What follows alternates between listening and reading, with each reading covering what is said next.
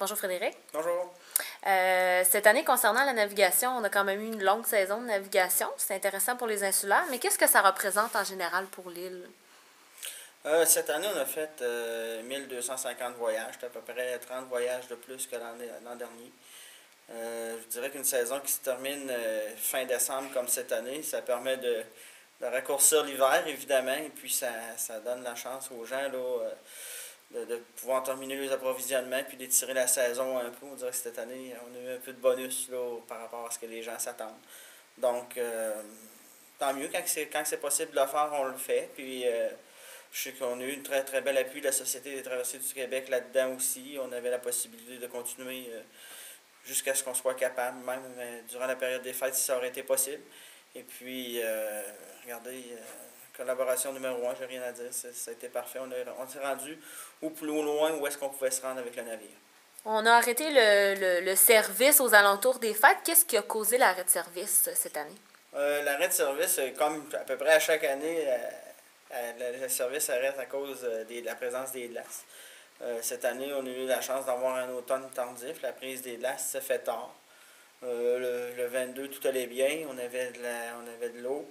Le 23, on a eu une tempête qui est un petit peu imprévue, pas inappropriée, mais imprévue dans la journée. Donc, on a décidé de ne pas donner le service, et ça, c'est une décision de l'administration locale. On a décidé de ne pas donner le service pour sécuriser le navire, en espérant qu'on serait capable de continuer le 24, parce que nous autres, le 23, on opérait une saison normale de navigation.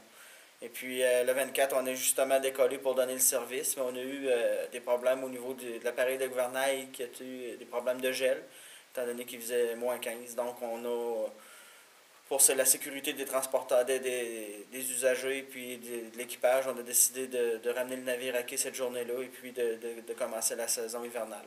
Et puis, suite aux événements qui se sont passés, on s'est rendu compte que c'était la bonne décision, étant donné qu'on avait une grosse pression de glace le 25 et le 26 décembre.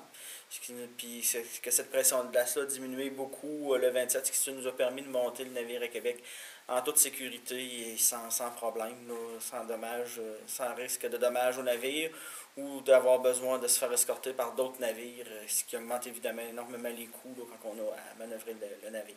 Et qu'est-ce qui se passe avec le grue des îles durant la période hivernale? Donc, pourquoi qu'on ne le garde pas ici, là, à l'île aux grues?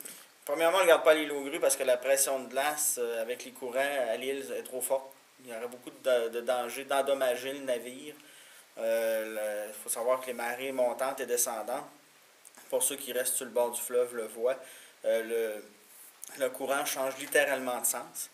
Et puis la pression des glaces qui flottent sur le bord du quai pourrait, soit si le navire était à la tête du quai, arracher les amarres puis que nous fasse perdre le navire, ou sur le côté du quai, la pression est tellement forte que le navire, la coque pourrait être endommagée par les glaces si le navire restait à quai à l'île aux grues.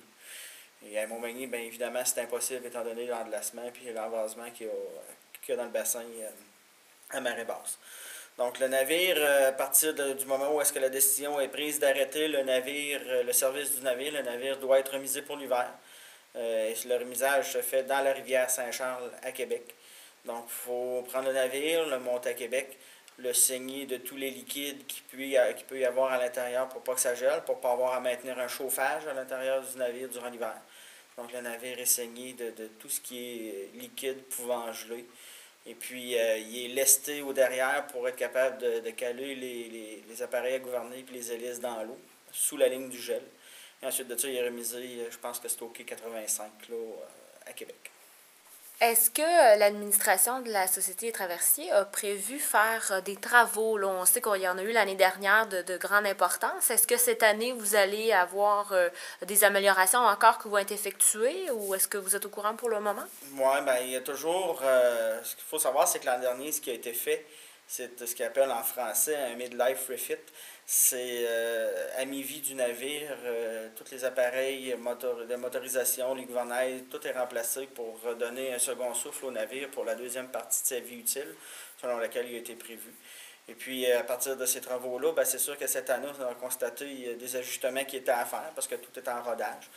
Puis aussi à compléter là, les travaux au niveau plus esthétique et communication envers la clientèle, ces travaux-là vont être faits durant l'hiver, ainsi que tous les petits pépins, les petits bugs qui ont pu sortir là, durant la saison de navigation, qui vont tenter d'être corrigés. C'est sûr que toujours, quand on commence avec un nouveau système, il y a toujours des choses à ajuster. C'est des choses qui ne mettent absolument pas en danger les usagers de la traverse ou le personnel.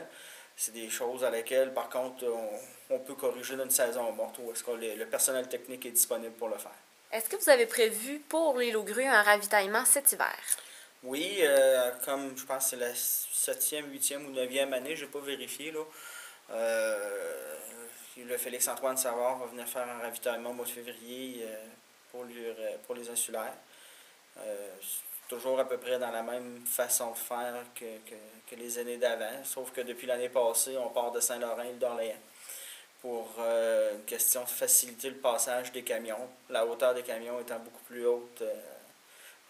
La possibilité d'avoir des camions plus hauts est plus grande à Saint-Laurent. Donc, on a choisi de partir par là parce que c'était plus facile. Et puis, encore une fois, cette année, on peut compter sur la collaboration de la Société des traversiers, qui n'est pas une chose acquise, le voyage hivernal, mais qui est quand même inscrit dans une routine où est-ce que à chaque année, on fait la demande et puis que les gens savent qu'on va faire la demande. Et puis que jusqu'à maintenant, en tout cas, ça répond évidemment à un besoin de la population. Puis on a la collaboration de la société. Donc, c'est parfait. On le fait. Et quelle est la suite des étapes pour se préparer à la saison de navigation 2012? Bon, ben c'est la première des étapes qu'on fait généralement en janvier, c'est de préparer l'horaire pour l'impression.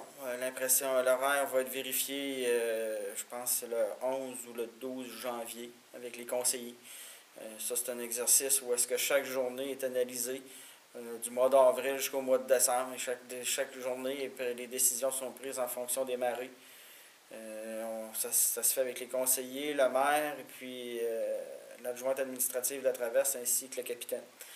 Et puis, à partir de là, on tient compte aussi des événements spéciaux qu'il peut y avoir à l'île. On tient compte des fêtes, on tient compte de toutes sortes d'éléments qui, avec l'expérience, fait qu'on prend des notes à chaque année.